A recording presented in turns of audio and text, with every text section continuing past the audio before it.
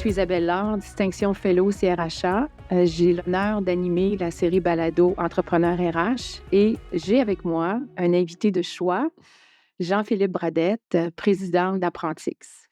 J'ai connu Jean-Philippe dans un contexte professionnel, je l'ai vu sur scène et je me suis toujours dit, wow, qu'est-ce qui se passe dans la tête de Jean-Philippe? Alors, je ne pensais pas que 10 ans plus tard, j'aurais la chance de t'interviewer sur un sujet formidable qui est l'entrepreneuriat et le lien avec les ressources humaines. Fait que je vais commencer en te présentant. Je sais que tu as étudié en psychologie, tu as étudié aussi en affaires. Je sais également que tu viens de Chicoutimi et que tu es, j'appelle ça un entrepreneur en série. Moi, je dirais que 3 entreprises, c'est considéré pour moi comme un entrepreneur en série. Donc, je commencerai avec la première question. Comment tu as su que tu étais un entrepreneur? C'est une bonne question. Ça a pris du temps, beaucoup de temps avant de me percevoir comme entrepreneur. J'ai toujours eu un sentiment un peu d'imposteur. Donc, quand on parlait d'entrepreneuriat, parce que si on retourne dans les années où j'ai commencé 2002-2004, c'était pas aussi valorisé qu'aujourd'hui, hein. On en parlait, mais pas beaucoup. Puis c'est du moment où, une première fois, une personne m'a dit: «Hey, c'est vraiment cool l'entreprise que vous avez partie, que vous avez bâtie, puis la prise de risque». Là, j'ai dit: «Ah crime, je pense que c'est ça l'entrepreneuriat».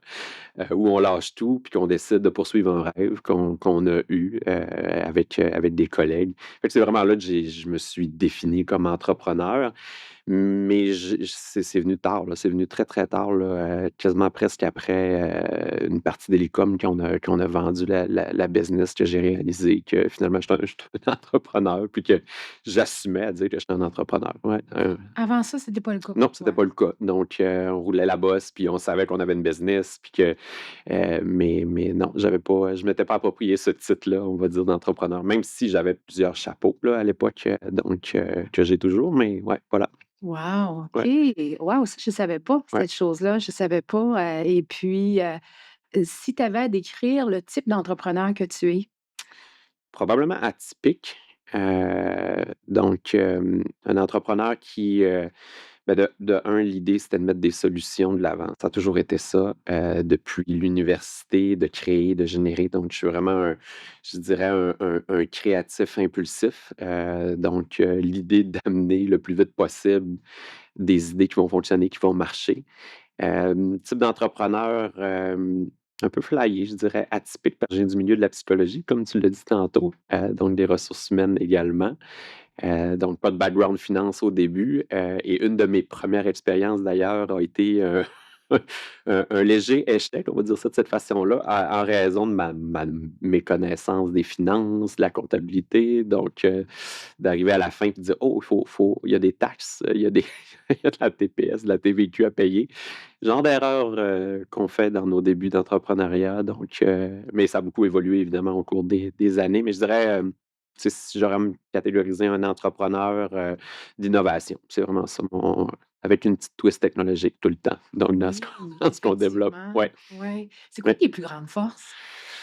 Mes plus grandes forces, ça va être la capacité de voir des problèmes et vraiment de trouver des solutions, être capable de les imaginer rapidement, heu, pour vraiment créer un vrai besoin. Je pense que c'est ça mes plus grandes forces. La capacité de les expliquer aussi, de vulgariser, donc mais vraiment le côté plus innovation. C'est là, c'est je suis vraiment dans cette veine-là. OK. Ouais, Puis dis-moi, on va parler d'Apprentix parce ouais, que c'est ton dernier né, mon bébé, ouais, ton bébé, c'est ouais. combien d'années? Ça fait 5 ans, ça on s'en va presque 6, ouais, 5 ans. Donc Wow! 2018, ouais, OK. la Comment l'idée fondation. t'est venue? L'idée est venue, à partir de la fin d'Hélicom, qui était une des entreprises dans lesquelles j'ai travaillé longtemps. On voyait arriver sur le marché différentes solutions américaines intéressantes avec le micro-learning, avec beaucoup de, je dirais une vision complètement différente de ce qu'on retrouve avec les vieilles technologies, les fameux LMS, les Learning Management Systems. Puis j'ai regardé les solutions, puis j'ai voulu commencer à en intégrer à l'intérieur des propositions de services, mais c'était très cher, ça venait inefficace rapidement. Et je me suis dit: «Bon, ben, pourquoi qu'on développerait pas notre solution de rêve?» Donc l'idée, c'était ça, c'était de dire, on va trouver la façon de faire le meilleur produit possible. Je m'étais fait dire je sais pas combien de fois pendant ce parcours-là que le produit était risqué, on se lancera pas dans le produit, on veut pas aller vers le produit. Puis c'est comme ça un peu que la naissance est venue de dire: «OK, comment on ferait pour faire le produit de rêve d'un concepteur pédagogique?» Hem, donc c'est comme ça que c'est venu. Puis l'autre point, c'est qu'on voulait vraiment retourner, à l'essentiel, donc comment on apprend, donc comment que le cerveau fonctionne. Et ça a été un point majeur aussi là, dans nos discussions, puis comment qu'on a amené, Apprentix à créer B12 qui est le produit d'Apprentix. Oui, effectivement. Puis dis-moi, développer ça, ça prend de l'argent, on va y revenir tantôt, là, mais avant ça, je veux savoir, Ouais, parce que, tu sais, avant de se lancer comme ça, il faut quand même tester le marché, là, j'imagine, là. Comment tu t'y es pris pour valider que l'idée était la bonne?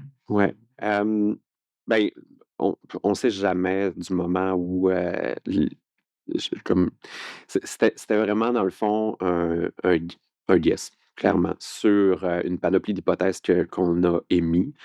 Hem On a fabriqué le plus vite possible, ce qu'on va appeler un MVP. Même on appelle ça un MLP, un Most Lovable Product, donc on pourra en reparler, mais c'est vraiment le cas et de sonder le terrain auprès des clients qu'on avait déjà, les partenaires.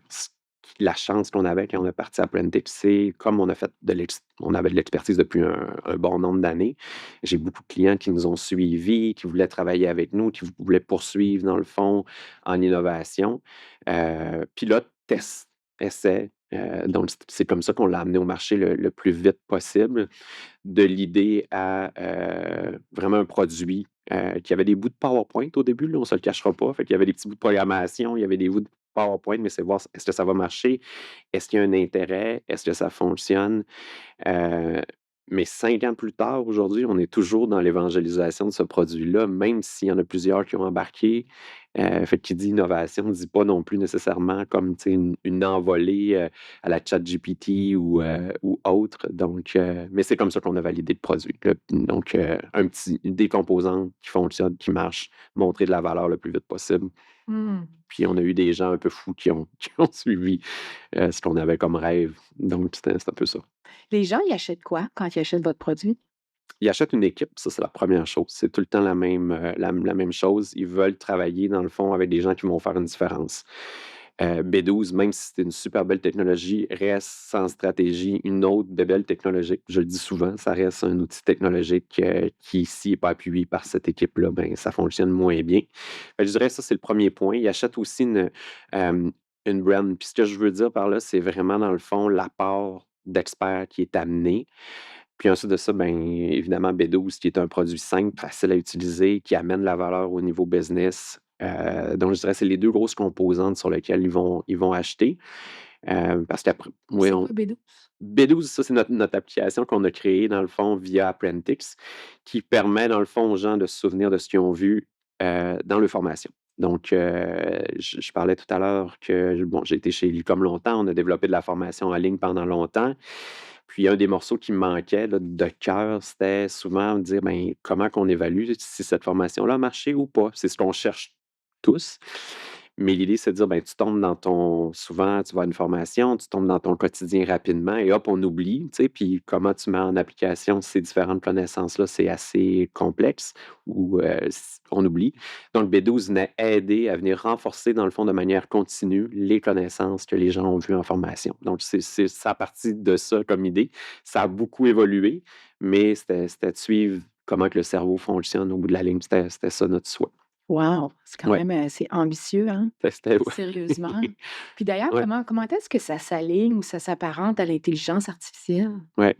Ça a été un bon coup qu'on a fait dès le début parce que, j'avais assisté à une présentation de Yoshua Bengio à OK. l'époque qui avait vraiment marqué, qui avait expliqué comment que le code, la façon comment qu'on allait programmer allait complètement être changé de manière plus organique.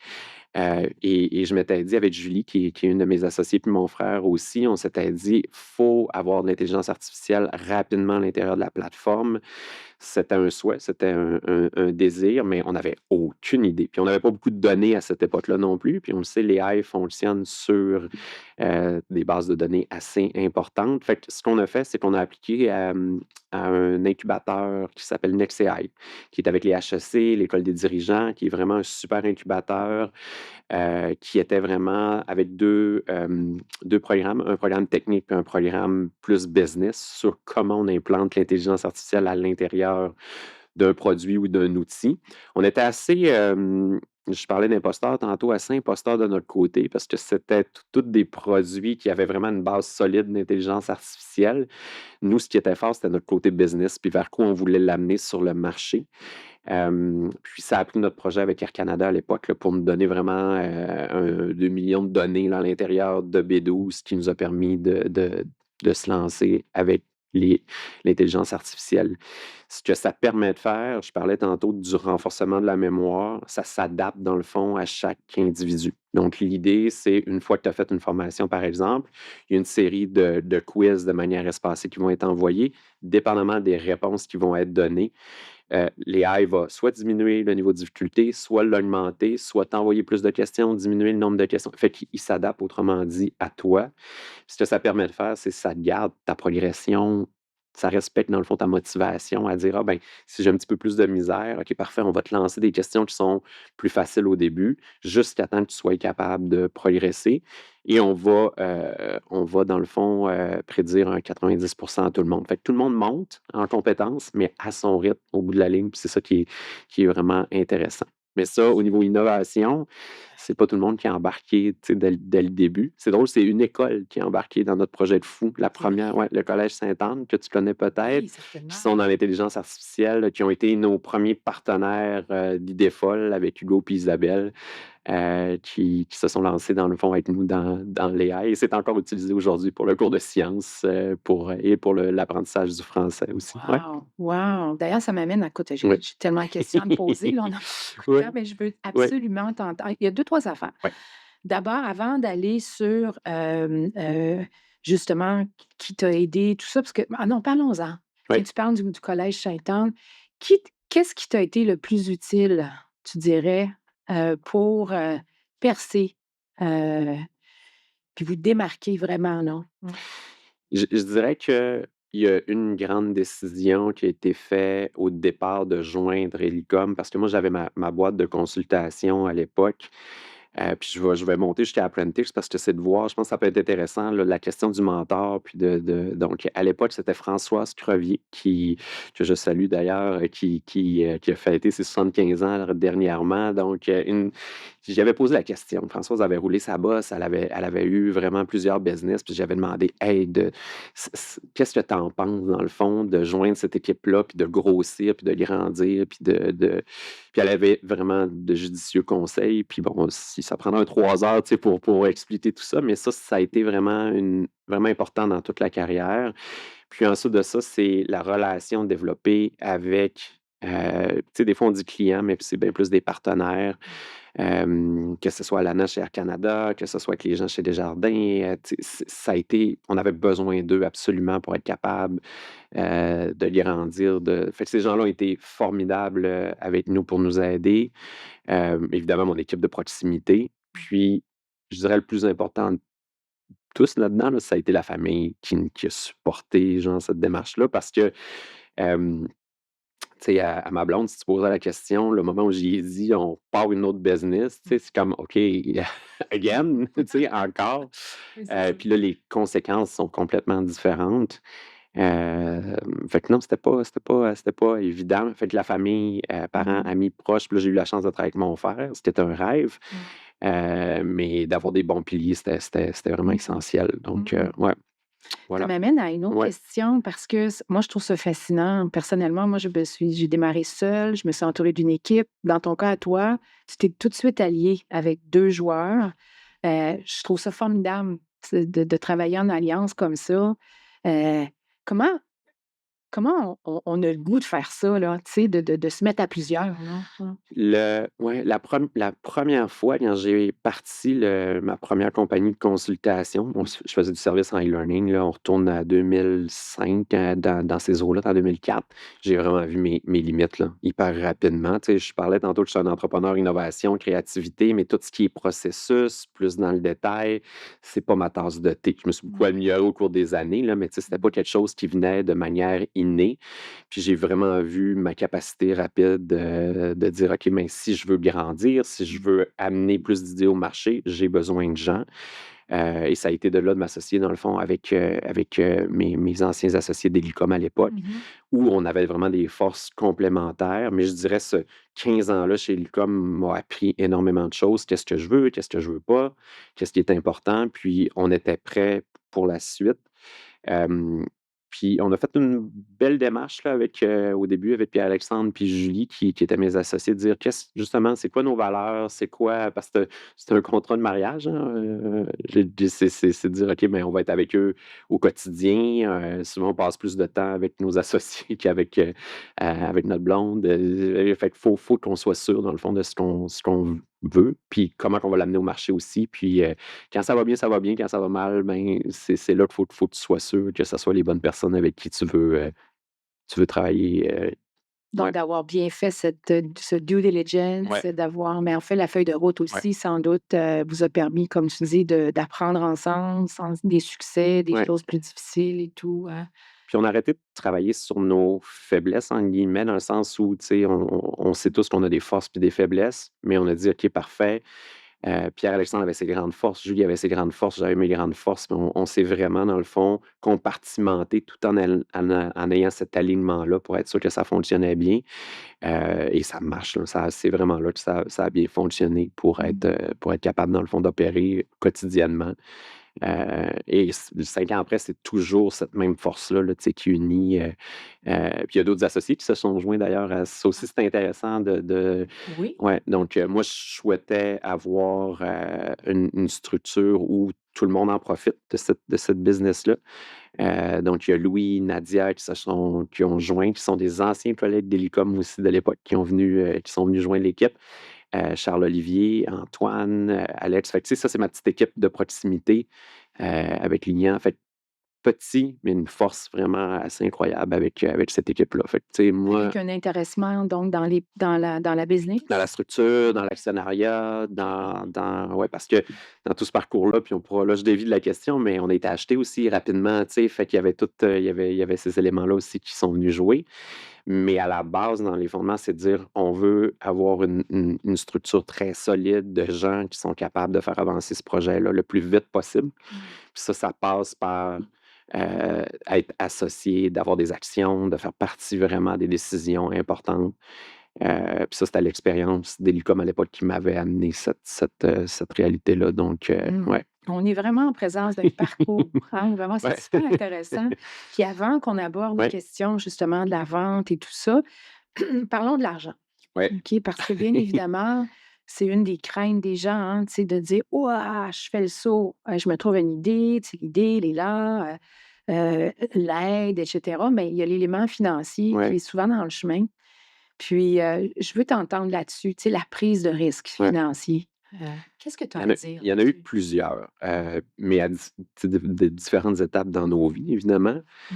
La première, j'ai eu la chance très jeune d'avoir un bon salaire. Quand je suis parti de Chicoutimi, dans le fond, pour venir travailler, j'ai été engagé comme stagiaire chez Nordia dans les centres d'appel, Mmh. qui sont encore. Puis j'ai eu une directrice là-bas qui était formidable, Martine, qui a été un mentor aussi.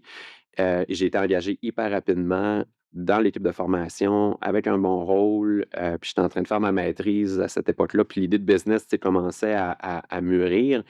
Bon salaire, bonus, et tu sais, c'était parti là pour le côté financier, ça allait bien.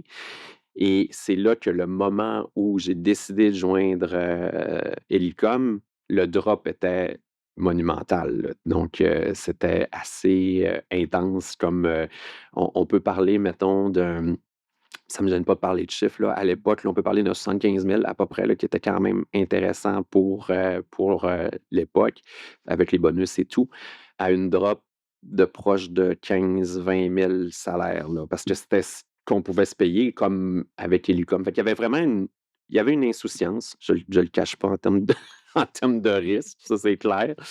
Est-ce que je le ferai aujourd'hui? Je le sais pas. Mais je pense que le rêve, le goût était plus fort que n'importe quoi. Le goût de dire: «Let's go, j'ai confiance en cette business-là, j'ai confiance au gars, on va aller plus loin». Puis ça, c'est drôle, ça me suit encore aujourd'hui. C'est comme je je vais me rembourser plus tard. Tu sais, je vais trouver une façon de générer du revenu un petit peu plus tard. Fait que ça a été le premier gros, hit. Puis après ça, évidemment, ben, tranquillement, j'ai le goût de dire, on était pauvres jusqu'en deux tu sais, si on parle de, mettons, 2006, cette époque-là, facilement pauvre jusqu'en 2007-2008. J'avais un tableau de dette qui s'accumulait, là. C'était comme mais I believe, là, I believe I can fly, c'était vraiment ça le mot d'ordre.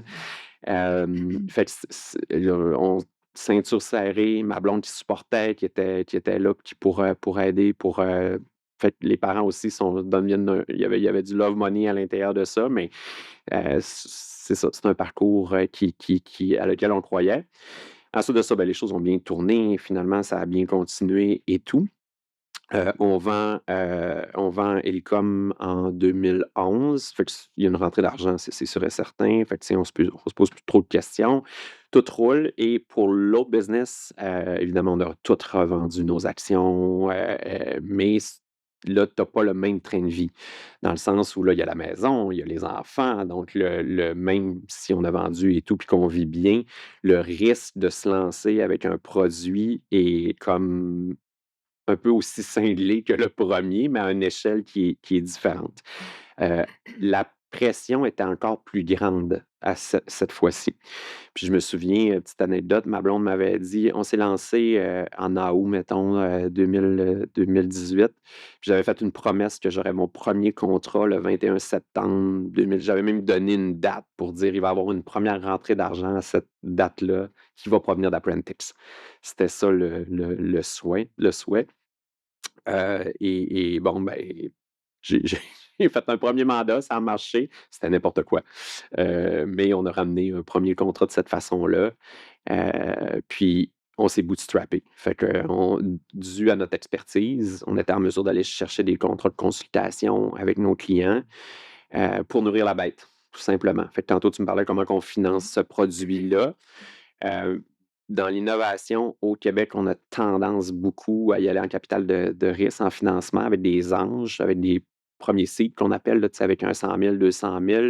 Nous, on voulait garder le plein contrôle sur le volant, donc on s'est bootstrappé. Fait que c'est plus lent. Ça veut dire quoi Dans le bootstrapper? fond, c'est utiliser l'argent qu'on recueille à l'interne Oui. pour le mettre dans le produit, au bout Ah de la OK, ligne. OK, Fait que OK. c'est vraiment ça. Donc, c'est une approche qui est vraiment pas valorisée au niveau de l'entrepreneuriat au Québec, mais que je conseille fortement, même si ça prend un peu plus de temps, ça génère de la valeur, et vraiment au final, ben, plus tu es propriétaire au bout de la ligne, plus c'est intéressant pour toi aussi. Fait que, tu sais, on a souvent l'impression qu'on veut aller vite, Mmh.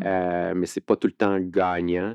Tu sais, la réalité, c'est que des ChatGPT, des Instagram de ce monde, il y en a pas beaucoup, et c'est sur le long terme qu'une business va être intéressante et va être drôlement, payante. Mais je dévie, là, du sujet de Non, l'argent, non, mais c'est vraiment non, c'est je trouve vraiment que c'est un bon truc parce ouais, qu'effectivement, ça peut être alléchant, dire: «On va aller chercher les investisseurs», tout ça, mais ça vient avec, tout vient avec des risques ou avec des clairement. conséquences. Donc, le fait de dire: «On va y aller mollo, on va y aller conservateur et ben, on reste propriétaire», ben, ça va te donner une liberté, hein? C'est ce que je comprends. Ouais, Donc, puis c'est de garder les clés sur la maison aussi parce qu'un investisseur qui arrive a pas nécessairement la même connaissance du marché, quel genre de décision il peut prendre ou autre. Et c'est sûr et certain que la première chose que les gens vont faire quand il y a un investisseur, ils vont se payer un salaire, ce qui est normal. Fait que nous, ce hit-là de salaire était quand même important. Fait que c'est pour ça que ça change aussi. Si on est habitué, par exemple, à gagner un salaire important, ben là, le hit, faut que tu le calcules avec les paiements de voiture, l'auto. C'est un petit peu pour ça que je disais tantôt que c'était très risqué. Puis là, tu as les enfants qui embarquent là-dedans aussi, là. Ça, c'est très, c'était quelque chose aussi. Je pense que c'était plus risqué la deuxième fois que la première fois, même avec l'expérience. Il y a le c'était plus casse-gueule comme, Mmh. ouais, Écoute, c'est impressionnant. Puis ça m'amène ouais. à cette question-là, puis je veux pas être indiscrète, mais je vais l'être un peu. Ben oui. C'est plus dur, ça a été plus dur. Tu sais, le deuxième, mais ça, là, je suis sûre qu'il y a bien des gens qui se posent la question: «Hey, je vais-tu faire Ouais, ça, moi? Est-ce que je suis assez solide pour le faire?» ouais. Qu'est-ce que tu aurais à dire là-dessus? Ben, la 1re chose, c'est que la 1re fois, on va parler des 2 business d'importance, il y avait vraiment une insouciance. C'était comme, tu sais, un peu de jeunesse, là, de se lancer, idée folle, let's go, il arrivera ce qui arrivera. L'appartement, au pire, je gérais en colocation ou, tu sais, à cette époque-là, on avait pas on se cou il y avait pas d'hôtel, on couchait chez un chez tu sais, c'était ça la réalité, mais il y avait personne qui dépendait de moi non plus. Puis, tu sais, l'auto était toutes les paiements au bout de la ligne, c'était très, très, de base. Fait qu'il y avait vraiment ça. Je pensais que tu allais me dire: «Je couchais dans mon auto». Non, mais proche. Non, non, c'était pas à ce point-là. Mais la 2e fois, c'est comme sur 2 aspects. On sait qu'on est plus solide. D'ailleurs, moi, je trouve que là, je vais avoir 45, donc c'était 40 ans, je savais ce que je voulais. Il y avait vraiment, dans le fond, une expertise, tu sais, fait il y avait une confiance au niveau des moyens, je dirais intellectuels, l'innovation, puis de la façon puis les gens avec qui j'étais, fait qu'une énorme confiance. Mais de l'autre côté, je sais que j'ai 2 petites poupounes, j'ai des jumelles, tu sais, donc je sais qu'il y a des besoins qui rentrent et cetera, comment que ça tourne. Oui, je vais pouvoir me trouver une job, mais l'élastique est très, très court en termes de capacité, puis de dire: «OK, mais combien de temps on est capable, tu sais, de subvenir avec cette réalité-là?» C'est là que c'est plus tough, puis c'est difficile. Oui, ma conjointe a un bon sa tu sais, un bon salaire, puis elle travaille, puis tout va bien de ce côté-là.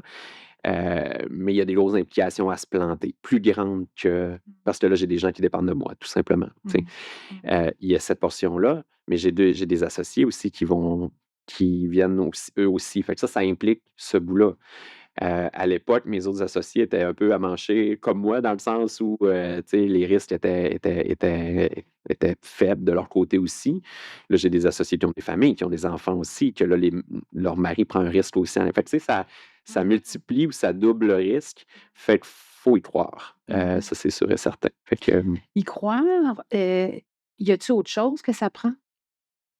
le plan de match, j'ai pas le goût de dire plan d'affaires parce que c'est pas de cette façon-là qu'on a fonctionné. Tu sais, on avait vraiment une vision, court terme, très lean par rapport à ça, d'exécution, d'amener le plus vite possible, de la valeur. C'était ça notre plan de match.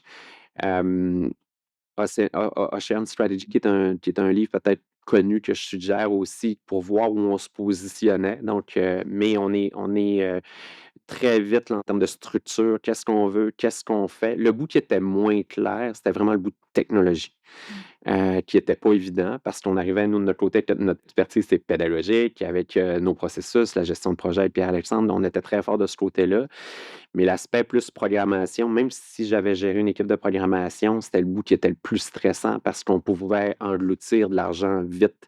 Mmh. Puis quand je parle de risque, c'est ce bout-là aussi dans le produit qui est complètement différent. Parce que si on parle dans le service, à l'époque d'Hélicom, tu sais, c'est toi au bout de la ligne. Fait que tu dépenses pas beaucoup d'argent. C'est pour ça que ça prend un petit peu plus de temps. Dans le produit, ben, si tu engages un programmeur ou si tu engages, ben, je dirais le budget vient s'écouler rapidement parce que ça coûte extrêmement cher. En plus, avec les AI, avec tout ce qu'on est en train de faire. Fait que c'est là que le risque. Mmh. Fait que plan de match. Puis je pense que de tout ce que je viens de radoter, là, Ah, mon Dieu, le point quel beau que j'aime pas. non, mais le point le plus important, c'est trouvez-vous un client le plus vite possible. C'est vraiment ça, puis c'est ça qu'on a eu, dans le fond. Tu sais, on a souvent, l'impression que: «Ah, on va faire notre carte d'affaires, on va faire notre logo, on va spinner». Tu sais, c'est OK, mais trouve-toi un client le plus vite possible qui va te ramener un revenu pour autant que tu y amènes de la valeur. C'est ça le nerf de la guerre, que ce soit produit ou service, et ça, on avait ça. Fait que tu vois, ça, c'est ça Mmh. qui a été game changer. Après, ça a pris beaucoup de temps, là, donc à monter cette base-là, Mmh. mais ça serait mon ultime conseil, ça serait celui-là. C'est un excellent conseil, et comment il y a une expression qui dit: Conduire une auto, tu es en train de construire». C'est ce Exact, côté-là de ouais. il y a beaucoup de beaux trucs, je trouve, vraiment, vraiment, vraiment intéressants, je trouve. Puis, parce que l'autre chose qui te caractérise, en tout cas dans l'expérience que tu nous partages, c'est le produit.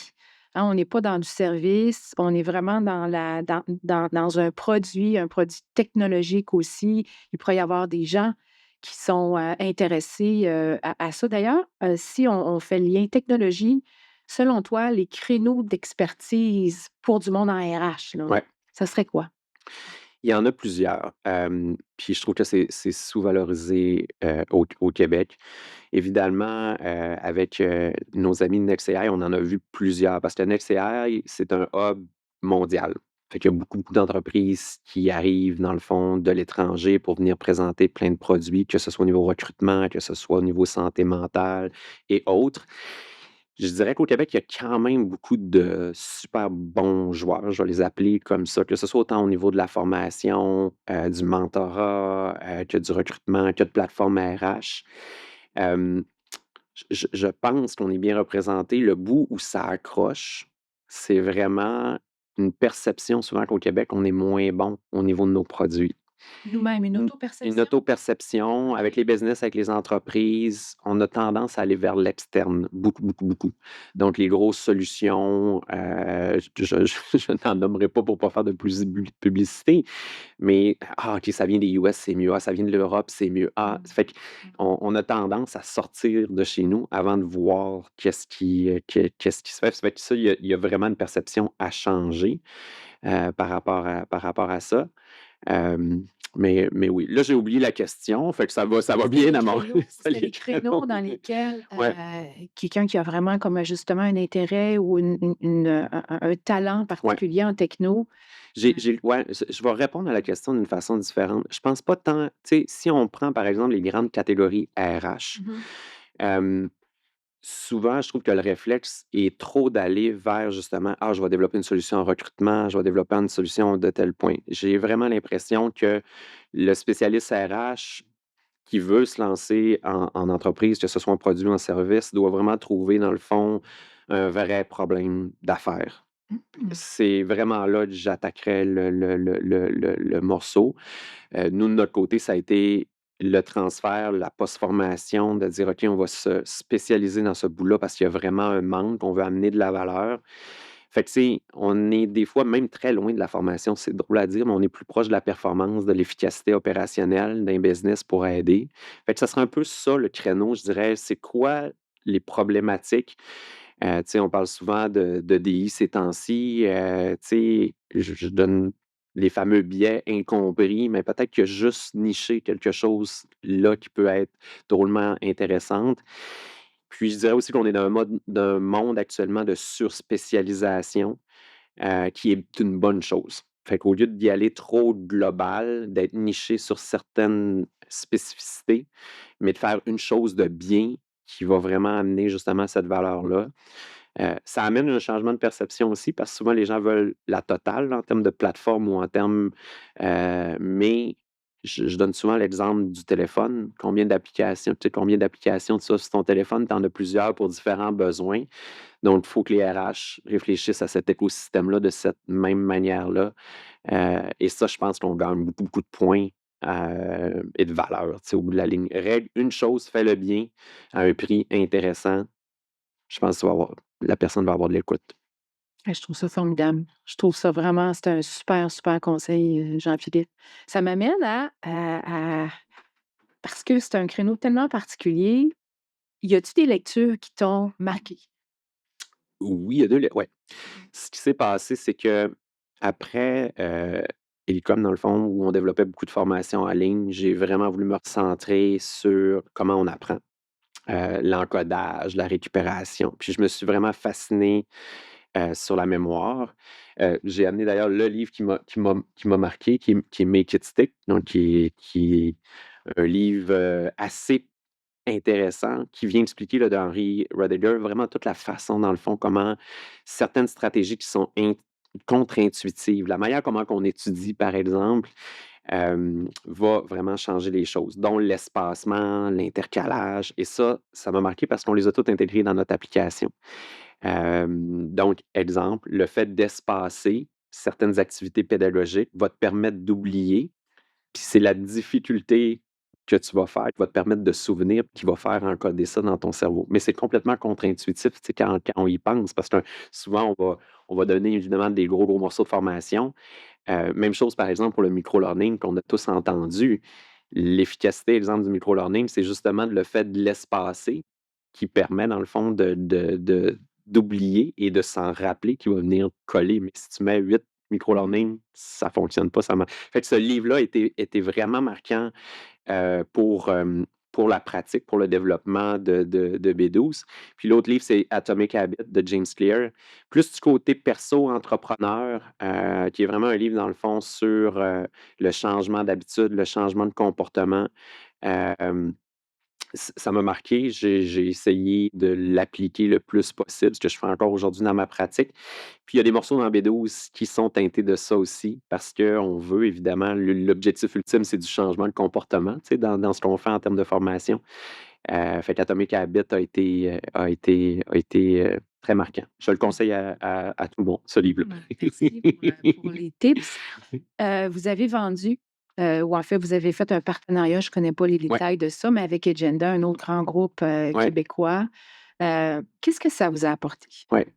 Ça a été toute une décision, parce que c'était ma 2e vente d'envergure, dans le fond, avec Elicom. Il y avait eu avec, LCI à l'époque, et il y avait pas de pancarte à vendre, sur le sur Apprentix, mais on savait dans notre cœur ou dans notre qu'il fallait aller vite.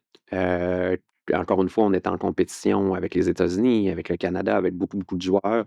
Ça nous prenait, j'ai le goût de dire un partenaire financier fort, mais qui comprenait la formation aussi. Fait que ça a été ça les premiers réflexes. Quand Marie-Pierre m'a approché puis dire qu'elle tripait sur ce qu'on faisait, tu sais, c'est une fille de cœur premièrement. Fait que moi, ça, c'était le point qui était super important, qu'on fit dans la business aussi, qu'on garde une forme d'autonomie. Ça a été un peu ça, puis de dire comment qu'on progresse. Fait que souvent, je dis: «On profite du gros», je dis ça gentiment, en étant petit. Fait que c'est sûr que c'est rassurant pour nos partenaires de voir qu'on est appuyé par une grosse structure en arrière comme Agenda, avec les ressources. Ce que ça nous a permis de faire, des exemples, mais le partenariat qu'on a avec Microsoft, j'aurais pas eu ce genre de partenariat-là toute seule. Nos certifications ISO, ça nous a permis. Les conseils de Jacques, de Marie-Pierre aussi dans cette business-là, qui en ont vu d'autres, donc dans notre croissance, nos entrées au gouvernement. Fait que tu vois, c'était vraiment, dans le fond, contrairement à Ilcom, à la fin, évidemment, qui est un move d'exit qu'on appelle, c'est une sortie. Là, c'était vraiment un move de croissance, de rapidité, au lieu d'aller vers un ange financier ou autre. C'était vraiment le best move pour nous. Et là, on est intégré aussi dans toutes les pratiques d'affaires chez Agenda, dans l'université. C'est B12 qui est au cœur de ça. Euh, on est un peu tôt, nous, dans le marché, mais puis là, c'est une autre discussion, mais ça a été super, ça a été vraiment un beau partenariat. Ouais. Beaucoup de passion, beaucoup d'apprentissage, beaucoup de transmission d'apprentissage. Qu'est-ce qui te reste à faire que tu n'as pas fait? Hem, Beaucoup de vélo, non, non. J'adore. J'ai j'ai, hem, j'ai le goût de me rapprocher encore plus de la performance des entreprises. C'est mon prochain souhait. Donc je parlais de changement de comportement, c'est vraiment ce qui me passionne actuellement. C'est pas facile, c'est pas évident de voir comment qu'on modifie, dans le fond, notre cerveau, comment que la plasticité de notre cerveau, et c'est probablement ça mon prochain défi. Comment qu'on lie encore plus proche le changement de comportement à des indicateurs vraiment, performants dans les business. Mon livre de chevet en ce moment, c'est ça, là, c'est comment définir des bons KPI. Fait que tu vois, autant j'étais dans l'innovation un peu plus, nuagique au début, autant là, je me rapproche de tout ce qui est plus financier, vraiment d'amener beaucoup de valeur. Il y a peut-être une prochaine business, je sais pas, ça fait partie de ça fait partie de l'ADN. Heu Peut-être social aussi, beaucoup. Mmh. J'en ai fait quelques-unes parce que ça, c'est le bout qu'on n'a pas traité, mais il y a eu de l'implica il y a eu de l'entrepreneuriat social. Ça serait peut-être ça aussi le souhait, Mmh. mais il me reste pas mal de millage à faire avec Apprentice encore Mmh. avant ça. La communauté RH a beaucoup à apprendre de toi. Cette balado visait à partager, un parcours, exemplaire, un parcours différent. Je te remercie pour ta candeur, je te remercie pour ton ouverture et ben, écoute, je te souhaite du vélo aussi. Merci, merci, il va en avoir un peu cet été. Merci, merci, c'était formidable, comme expérience. Donc, Merci, merci. Alors, merci encore. Et dans notre prochaine balado, on va recevoir Mélina Roy, qui a percé dans le domaine des médias sociaux, des ressources humaines. Merci à tous.